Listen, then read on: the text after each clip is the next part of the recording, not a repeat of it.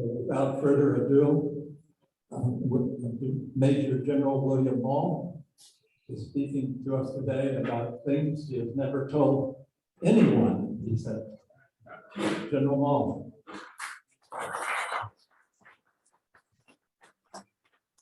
Thank you, Scott. Look me up.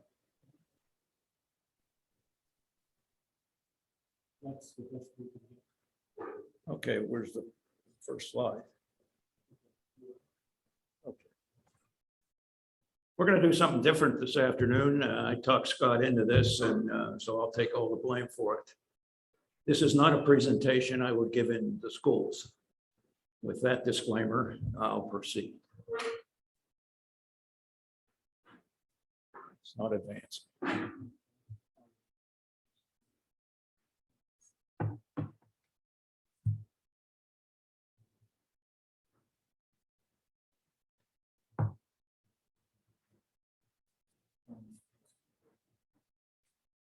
Nothing.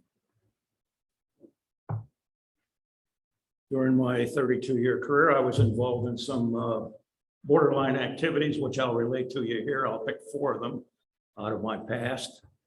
And if any of you out there have it in for me, I want you to know that the statute of limitations has long expired on all of these issues. The first 2 I'm going to talk about occurred early in my career when I was a lieutenant. The last 2 occurred toward the end of my career when I was a general officer.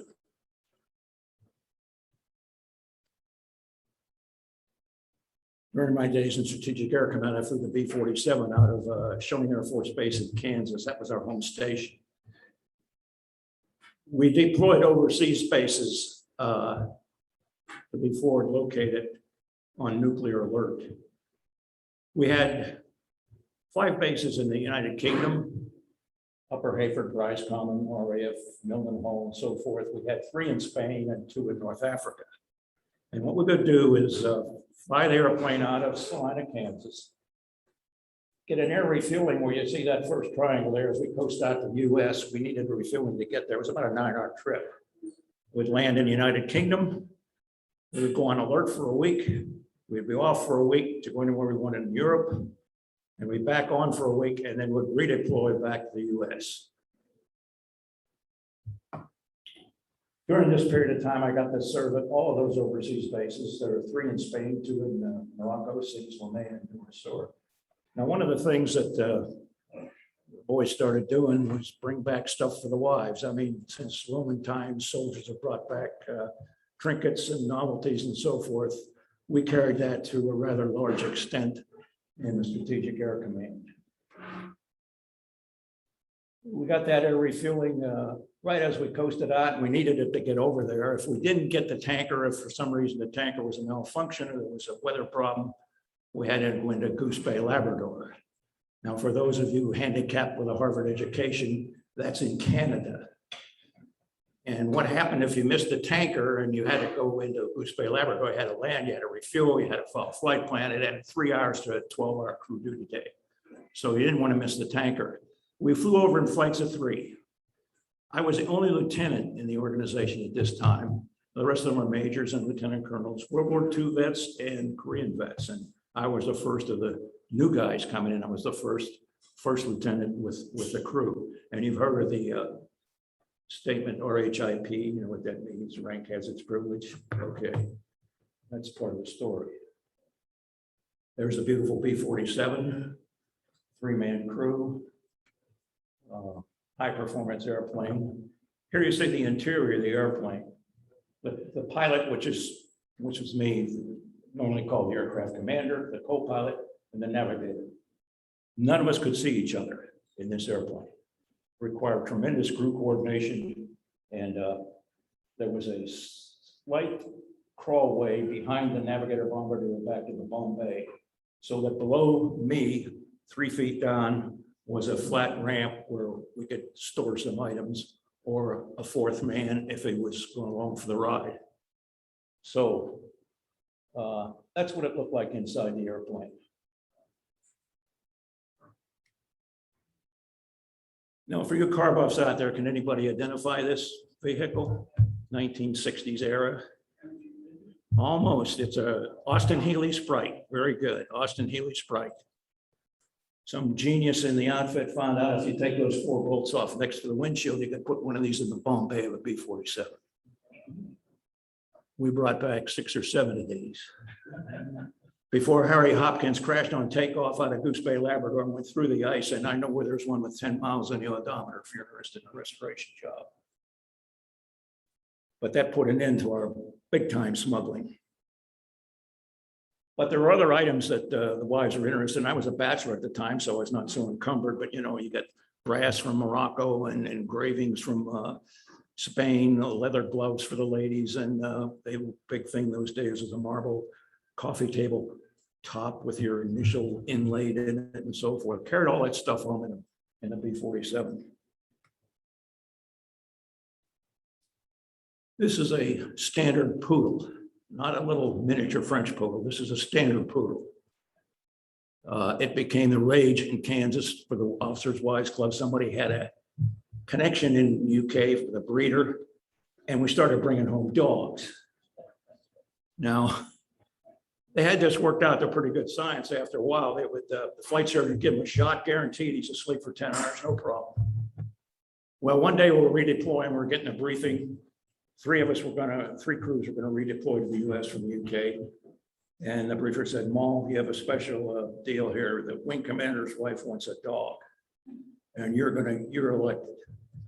So I had never carried one of these guys before, but I understand he had it worked out pretty well. You never know he's there. He'll lay down in that section down below that I showed you. And right below the aircraft commander, the pilot, right in that flat section, the dog just sat out for the whole trip and no problems. Okay. Well, the 3 of us took off, got toward the US, and 2 tankers showed up. The other crews were manned by a lieutenant colonel and major. I was the first lieutenant. And remember that I told you about our HIP? You go to Goose Bay, Mom. The rest of us will get the air refueling, we'll go right onto the home drone. Now I had a real problem because I'm going into Canada with a dog. And I had one ace up my sleeve, though, and I'll get to that in a minute. When you're in a commercial airliner, you get this gradual descent. You don't even know you're descending till you land. That controlled crash that a civilian pilot calls a landing. And you just roll out, everything's happy. We didn't do it that way in the Air Force. The B-47 was always, fuel was always an issue. We flew at altitude until we got to the station. And then we did a jet penetration, which is you push the nose over, you lower the landing gear, you retard 6 inches to idle, and you do what we call the screaming Mimi, 6,000 feet a minute rate of descent. If you did that in a commercial airliner, half the people would be on the ceiling, the other half be in cardiac arrest, I guarantee. Anyway, we did that for the fuel savings, and also because the B-47 had a lousy anti-ice system, and we wanted to get through the icing conditions as fast as we could. Because you get ice on your wings, you crash. Here's what it looked like. You come in from the left of the screen there, 20,000 feet, you hit the beak and the needle swings. I would pull the throttles to idle, push the nose over, call for the landing gear. Co-pilot guides me, tells me what the headings to make and everything. You make the loop, come back in over the station, hit the low station at minimums, hit the stopwatch, a minute 20 later, you're at Deerfield. Works every time. However, as soon as I started the descent, this time I got the left hand on the control column. My left hand is ripped from the column. Nobody's flying the airplane. We're descending at 6,000 feet a minute. Nobody can see me. The other crew can't see me. So I reach across and I say, co-pilot, you're flying the airplane. I got a problem. Navigator said, what's the problem? What's going on? The dog had a hold of my left sleeve, had count awake. He had an air blocker at the heart of the noise was horrendous. Boom, boom, boom, boom, boom, boom, boom. And he's got a hold of my left arm. So the navigator's going to come back and say, I'll kill it. I said, no, stay in your position because the navigator's keeping me clear of terrain on his radar. So I go out of that far loop over there. I finally got the dog back on the floor, got headed back in a bond again. And I'm talking to approach control. I'm going to full stop landing and the dog leaps into my lap. I got the dog across my lap. I'm flying the airplane. We're in a blizzard. I can't see anything. It's nighttime. And I'm talking to the controller and the dog is barking. And as I transmit, I said, this is Hornet 16, full stop landing. He says, what's going on up there? I hear a dog. I hear a dog. Anyway, coming for a landing, I had my ace in the hole now. I said, remote parking requested, classified cargo, and then I got a nuke on board. That'll keep hopefully the inspectors away from it. So I co-pilot out at the airplane, take the navigator in to file for clearance. Co-pilot has to refuel the airplane. He's out there with the dog. The dog's got the dry heaves. He's over in the corner throwing up. Run in, file the clearance, wrap everything up, come back out to the airplane.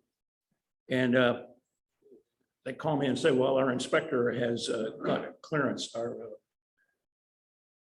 He has a top secret clearance, so he's going to come out there and inspect your cargo.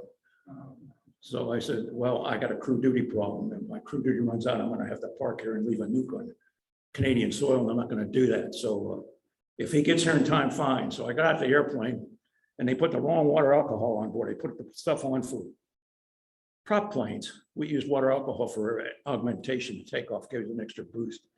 I said, figure us without the water. We give them time to reload. Throw the dog in, throw the bags in, started number 6 engine on the roll, got out of there just in the nick of time, and I survived that one. So that was one little incident.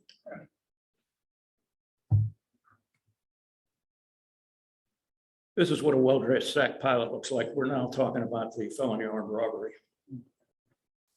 If you look very closely there, he's got his jump boots. On the right boot is a survival knife, and the yellow scarf and the yellow hat was indicative of our squadron. During the Cuban Missile Crisis, we were stationed still in Kansas. When we got to a certain DEFCON, which was the highest we ever got to, General LeMay had a plan where all the airplanes were dispersed at different civilian airports. The B-52s would go on airborne alert, and President Kennedy went on national television and said, we're going to set a blockade up around Cuba because the Soviets were on their way with another convoy to put more missiles on. And we knew if they crossed that convoy or engaged them, we were going to go to war. So that's the closest we ever came to war. But anyway, my assignment was Detroit International Airport. Some guys went to Nashville. It was all pre-planned. And there's one thing missing from here when you're on alert. This was a Smith & Wesson 38 airweight, specially designed for MAC crew members. And I wore that in the center of my chest. When we were on alert with the nuclear weapons, we wore that and we flew with that. And it was right up here up front. So the problem I had with getting out of the home station to get out to Detroit was only a 50-minute flight. But the airplane that they put me on was in inspection, had all the engines off and the panels off. I got out there at 6 in the morning, and by 6 in the afternoon, we still weren't ready to take off. We were exhausted, pounding the ramp out there. And finally got all set to go, flew up to Detroit. And part of the war plan, they took over the Hertz rental car, took all the cars from Hertz, gave to the air crews. We had 12 airplanes at Detroit Wayne. We had them at Nashville, we had them at Pittsburgh, we had them all over. General LeMay, being a historian, knew that he wasn't going to have all his ducks sitting in one base. He's going to have them all over the country. Disperse the force. Soviets had observers all over the country, and that would be a little hit to them that we were serious. We had airplanes all over the place, and here we are at a civilian airport. So they had taken over all the Hertz airplanes. They had commandeered the Dearborn Holiday Inn. They kicked everybody out of it, put a guard in the front. That's for the air crews. So we were the last ones in. We got our airplane in. We put the 4 nukes on board, 4 thermonuclear weapons, 3.5 megaton. Hiroshima was 20 kilotons. So you math guys figure that out. Had one for specific target in Russia, 4 different targets, 4 weapons. Got those in, torqued into 20mm cannons for the tail. Cocked the airplane, it's ready to go. They gave us the keys to the rental car, totally exhausted. Now it's getting dark. We've been up for 18 hours. Start driving down, got the directions and everything. I said, where we're going, all of a sudden we're lost. We're driving around dressed like that guy with the guns and everything. We're all set to go. And we end up in the inner city. We're in the projects and totally lost. I said, pull into this gas station. For God's sake, I'll find out where the heck we are. So when the navigator's driving, of course, and he's the one that got lost. Pull into the gas station. walk into this place and everybody's got their hands up. I said, what's going on? And I looked down and here I am in this funny suit and boots and everybody's got their hands up. And he said, Harry, give him the money. For God's sake, give him the money. I said, wait a minute. I said, this isn't loaded. And I pulled the gun out. I said, I'm a strategic air command pilot. Well, that didn't mean anything to these guys. One guy reached over and hit the cash register drawer, but zing, and it flew out and dollar bills are raining down. I'm standing in the window of this place with a gun. I like corner of my eye, I see one of the little guys running across the street. This was before cell phones, getting in a phone booth. He's going to call cops. I'm standing in the window with a gun in my hand. It's time to leave. I jumped back in the car, got in the thing. I said, get out of here, peel rubber, go. So we left and finally found the deer in before the war started. And some of the guys said they heard on the radio, I don't know if this is true, or there was a all points bulletin for 3 guys in Halloween suits trying to hold up. I don't know whether that worked or not. Anyway, that's what happened.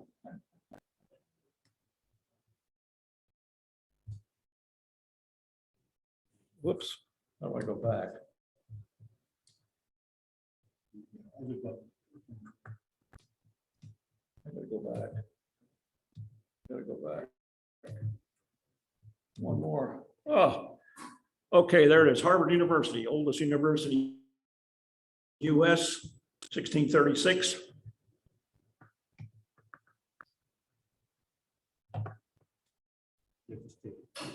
Huh? Okay, not gonna touch anything. Yeah. Get me back one, will you? It's got a lead. There you go. Okay. There it is, Harvard University, oldest school in the US, largest endowment in the US, $40 billion, richest school in the country, richer than some countries. I was a 2-star and I got word from the Pentagon, I was between assignments, they said, we're going to send you to Harvard. I said, what? Yeah, we're going to send you to Harvard, along with some other 1-star, newly minted 1-star Air Force general. We want you to evaluate a program for general officers. And I didn't think that was a good assignment for a commander, but they sent me there and they said they're going to go anyway. So look on it as a vacation. I said, okay. Now, Harvard has a strange history with ROTC. The first school with ROTC was Harvard, 1916. Before World War I, they had ROTC. But in 1971, at the height of the Vietnam frenzy, a group of liberal arts professors decided to kick the ROTC off the campus. Now, how they got away with that when they collect $100 million every year from government grants and aid, I'll never know. But they were successful. So you could go to Harvard, you could be a investment banker, but you couldn't serve your country. I thought that was kind of strange. So I had a thing in me for Harvard before I started. I probably had an attitude. And anyway, we got there and I had never known the guy before me. He was a brand new 1-star. We got in the dormitory the night before and we started reading the brochures. It said, wearing of the US uniform on campus is discouraged, or it's not recommended because it would create a distraction. Well, that got us up. We're going to wear our uniforms. Next day, we're going to do it, man. We're going to duke it out. That's what we came for. We came with our uniforms. Ironically, I had just the year before gone through Checkpoint Charlie when the Berlin Wall was still up with 10 general officers and full regalia and walked all through because we had an agreement dating back from World War II that we could do that once a year. And I got picked to do that. And we did it. We paraded all over East Germany. They hated us for it, but we did it every year. And here I'm on an American campus and I can't wear my uniform. So I said, I better call our handlers at the Pentagon and before we have a big confrontation here. And they're paying a lot of money for this. I mean, it was a ton of money to send us this course. It's all State Department and regulatory guys. It's about 100 people, bureaucrats from all over the government, and us 2 military guys. So they said, no, we'd rather you low key it because we want to evaluate it for the Air Force, and it'd be better if they didn't know you were from the Air Force. So he convinced me, all right, we'll go along with this. So we did. And see if we get this to work. There we go. That's what the classroom looks like. The JFK School, the Kennedy School of Government, where I went.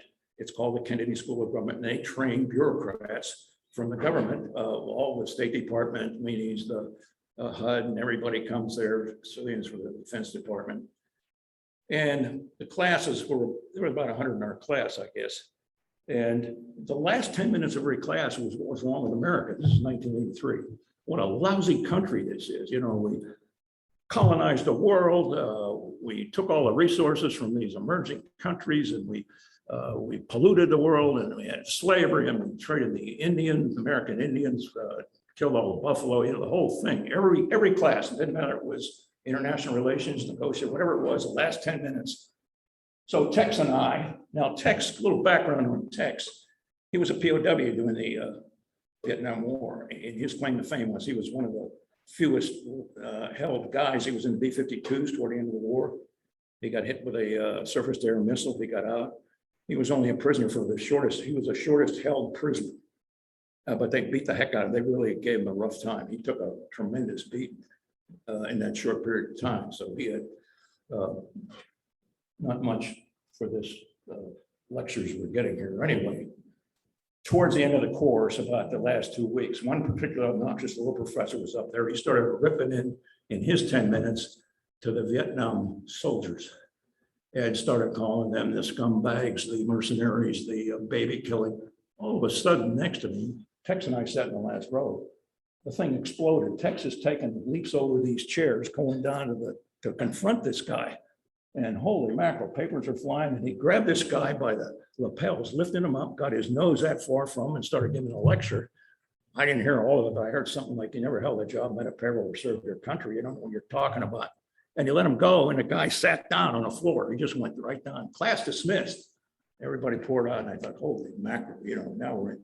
I caught up with Tex in the library, and I said, geez, now we're in for it. He said, no. He said, we're all supposed to be nuts. In fact, now I'm veteran, you know, I'll plead insanity. He laughed it off. So we didn't hear anything from the Pentagon. Next day we went to class. Nothing happened. Everything was the same, except we never had the Knock America speech anymore. We never heard it for the last 2 weeks of the course. They never said it. So that was that. This was 1983. Imagine what it's like today. Okay. During my tour, I had the distinct honor and privilege of being the commander of the Air Force Rescue Service, Combat Rescue, the most decorated unit in the Vietnam War. These were the guys, the PJs, the pararescuemen, the NCOs, who went down on a cable, picked up the injured down pilot, and rescued him, brought him back, and Medal of Honor, Air Force Cross. They had the most decorated unit. I commanded them in peacetime. In peacetime, they did the same thing they did in wartime. We rescued by 2,000 to 2,500 people every year, mostly civilians, downed civilian pilots, lost hikers, mountain climbers stranded on the edge of a mountain, pulling a guy off a sinking fishing boat in the Bering Sea, risky missions. And these guys were so competitive, you know, saves everything. They competed at who had the most lives saved. The biggest problem I had as a commander of this outfit was to hold them back. This is a PJ, and they all look like him. Every one of them's a scuba diver, mountain climber, everything a special forces guy is, with one exception. He is a highly trained medical technician, every one of them. And a while back, I met Robert O'Neill. You know, Robert O'Neill he's the guy that shot Bin Laden, and we were talking about special forces. And he said when they ever went on a mission, they would always try to grab a PJ because if anyone got hurt, this guy could save your life. And my command was a global command. I had pararescue troops stationed in South Korea, Guam, the Philippines, Hawaii, Alaska, Panama, all across the northern interior of the US, Germany, England, Spain, Iceland. I was on the road visiting these guys all the time because some of them were 3 and 4 helicopters, some of them were larger squadron size, but many of them were just 2 UA helicopters out there. And I would go over, have breakfast with the enlisted guys, lunch with the NCOs, and supper for the officers, try to fly a mission with them, get a feel for the morale, see how the troops were doing, and get a feel for the command and how everything was going around. And fly a mission with them was important because some of the decisions I made on sending these guys out on these missions, as I say, my biggest problem was holding them back. If you ask them what they want to do, what's the crew want to do, they always say, well, we're going to go, we're going to do it. Well,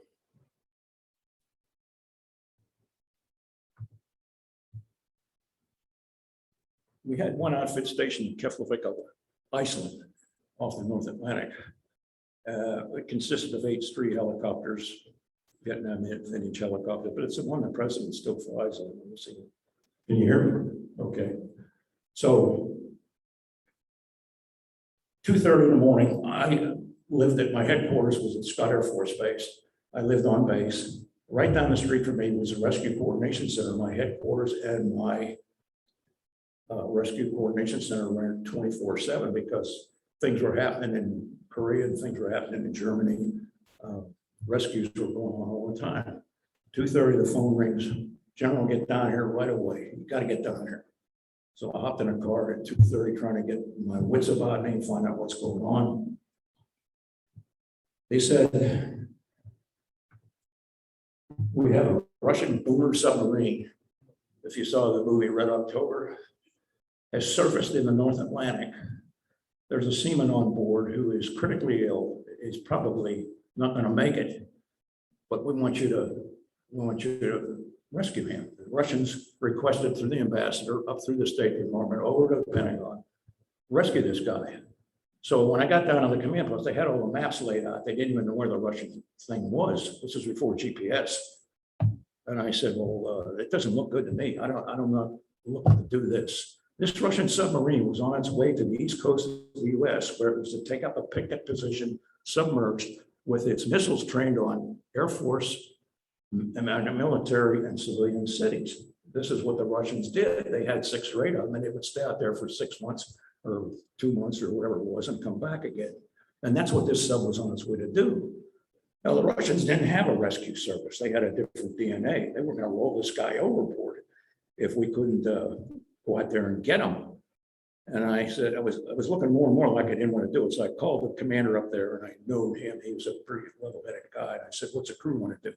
I want to do it. We can do it. We can get him.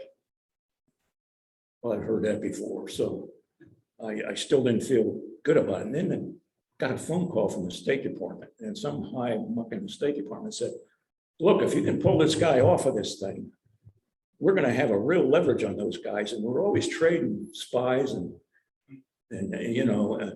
hostages and so forth. There's a lot of that going on in the Cold War. You never heard about it. And if you can pull this off, this guy happened to be the son of one of the highest ranking guys in the Russian Politburo. That's why they called us, because otherwise they'd have rolled the guy off. That's what they did. They don't have a doctor on the ship. So I said, okay, I'll think about it some more. I talked to my commanders up there. What's the weather like? It's going to be a nighttime pickup if they can find him. The weather's lousy. And I talked to my commander again. He says, I'm going to fly the lead ship. He was a captain. But I knew the guy. And I said, okay, I'll do it on one condition. If you get one caution light or one hiccup, I said, I want to get you back. Now, I had to send 2 helicopters because if one guy went down, I had to rescue them. I'm risking 12 guys to save one Soviet. Not a very comfortable decision. Anyway, off they went. Well, it's 2:31. I'm not going to go back to bed. I got my guys heading out on some crazy mission. And so I went through the rest of the day, my briefings, and I said, you command post, you call me every time there's a milestone, every time something happens. So they got their first refueling, okay. They got their second refueling. Now that 130 was also the navigator. He was going to find, they had a navigator on board. The rest of them, the helicopters didn't have that, but he stayed with them the whole time, kind of like a mothership.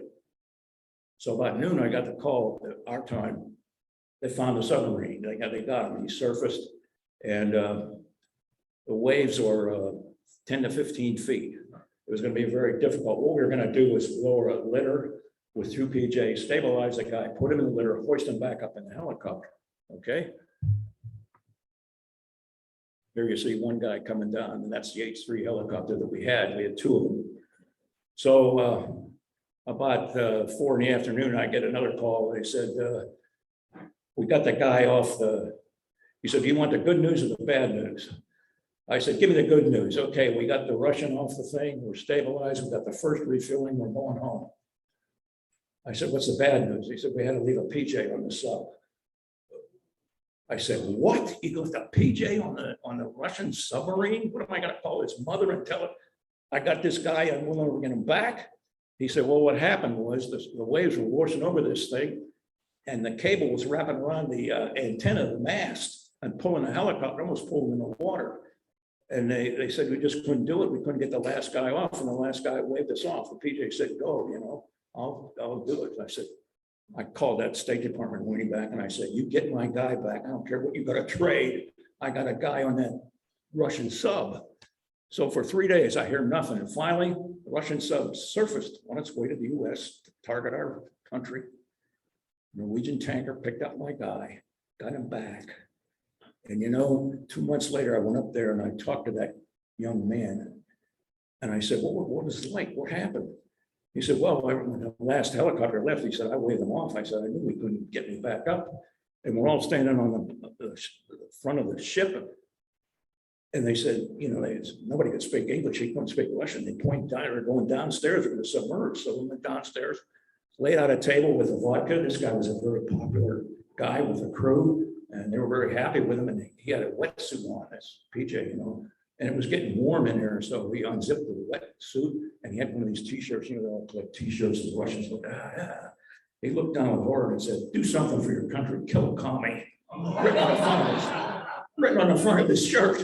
So he zipped that up and spent 3 days on the Russian sub.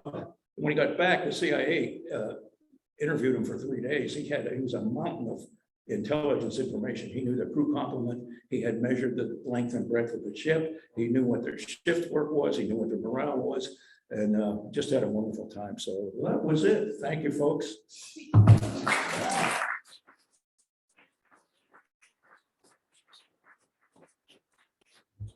I ran over stuff, sorry. I left out the Biden part.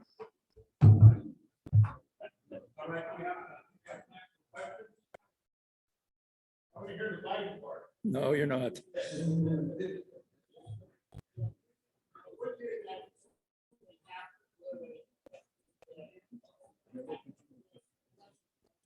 What?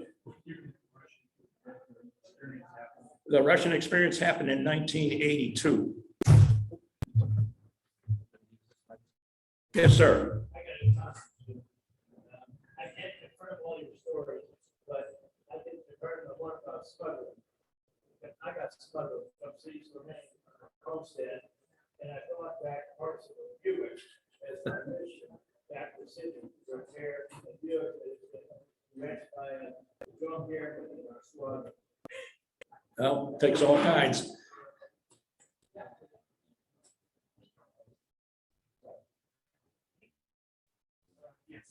So the Russians were never hostile. They were not hostile to him. No, they welcomed him with open arms because, as I say, this young man was very popular on the crew, and they recognized that he was being saved, and he recovered incidentally. I don't know whether he had acute appendicitis or what the problem was, but he eventually recovered and was sent back to Russia. So I don't know what we got for that, but we sure stuck our neck shot. Yeah, they took him up to Kef and took care of him. I guess they operated on him. I don't know. I never got much detail on that. Can you hear me? Yeah. The 6 October 1962, I was on my way to pick up my wife, was coming in from Detroit with that. Our entire battalion had gone over 6 months early to set up a missile base. Now we're going to pick up the family, and that very day is when it became a blockade. So she and my 3 sons, who were 1, 2, and 3, were stuck in the LaGuardia Airport at a hotel there for 4 days without any support. And then I'm back on the missile site. We went to battle stations. Happened twice in my career. Battle stations is no fun with missiles because they're actually plugged in and split. And it's 120 on that split. So that it wasn't so bad because we knew who our enemy was. We knew where the threat was coming from. Sure enough, the next thing down into Florida, and 105s I was spent down, changed away. But the second one was when Kennedy was assassinated. That was the worst. Because we went to battle stations, I don't know how many times, but we had no idea where enemy was. So that went on for 24 hours, like about 4 weeks. Yes. As an intelligence officer and a rescue officer, where do you, what happened? Recently, consider Afghanistan. What's your opinion on that? Well, that would be a political opinion, and, you know, I'm not sure, I wasn't part of any of that, so I don't know who advised them of that. I know any second lieutenant would not bring the military out before they bring the civilians out, before they bring the equipment out. That's all I can tell you. Now, if anybody gave them that advice, or if he overrode that advice, I don't know. That'll come out someday, hopefully, but it was a bad decision, everybody knows that. Yes, sir.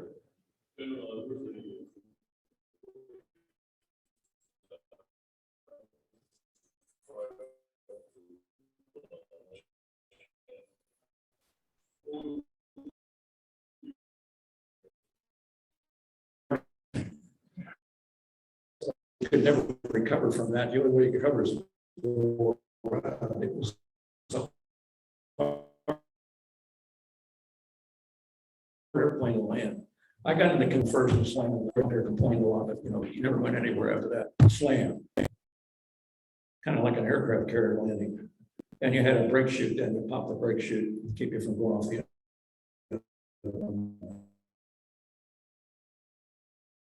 This was the first swept wing jet day. It was a bring your A game through that airplane. But I loved it. It's a great airplane. Yes, sir.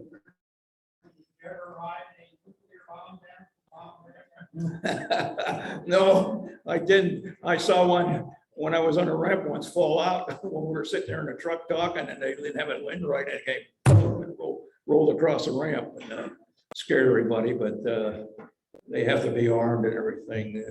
So no, I never rode one down. I never even dropped one. Thank heaven. But I was ready to. Yeah. I remember years ago, a movie by General Stewart on the B-47. Yeah. Strategic Air Command. Yes, did you ever fly anything like that? Saw the movie, it came out while I was a lieutenant. I thought that was great, you know, B-47 was a great airplane. It's when they took them in the hangar and it was all dark and they swung the lights on, and that thing looked like it was from outer space because everything else was straight wing propeller flying around at 200 mile an hour. Here's this thing at 600 mile an hour. You know, I mean, it was a quantum leap. And 3 poor guys inside, I couldn't even see each other trying to coordinate the mission. It was a fast moving airplane. When I flew it at the beginning, it was the fastest airplane in inventory. It was a rip snorter. Yes, sir.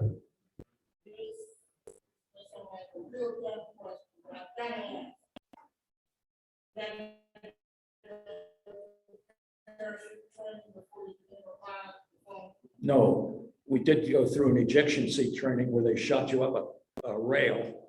When I was in pilot training, I did that. They fired this thing, and I think a lot of guys got bad backs from that. I fortunately didn't, but it was a prelude to your bailout. You know, we had ejection seats in the B-47, of course, too. It was a 37 millimeter cannon shell, I think, that blasted you, punch you right out. No, we didn't. We had automatic parachutes, 0-second lanyards. We could punch out on takeoff roll, and it supposedly would open for us. It was all automatic.